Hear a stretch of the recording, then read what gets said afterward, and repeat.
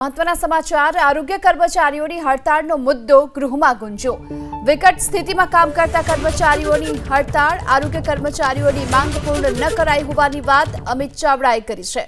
આરોગ્ય કર્મચારીઓનું 9 દિવસથી આંદોલન ચાલી રહ્યું છે। સરકાર આરોગ્ય કર્મચારીઓ સાથે વાત કરવા તૈયાર ન હોવાની વાત પણ અમિત ચાવડાએ કરી છે।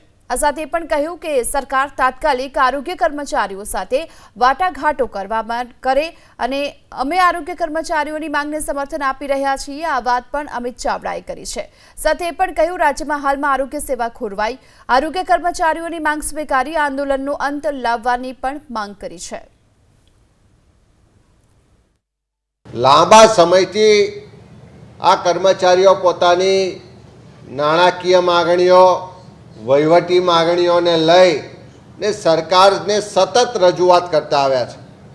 સરકારે પણ અનેક વખત વાટાઘાટો કરી એમને ઠાલા આશ્વાસનો આપ્યા, એના માટેની કમિટી બનાવી, પરંતુ આજ દિન સુધી એ કમિટીએ જે ભલામણ કરી એ ભલામણોનો અમલ પણ સરકાર કરવા માગતી નથી।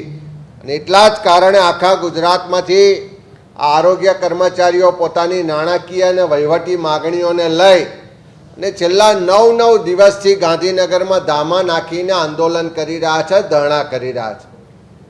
આજે 9મો દિવસ છે, પણ સરકારના પેટનું પાણી હાલતું નથી।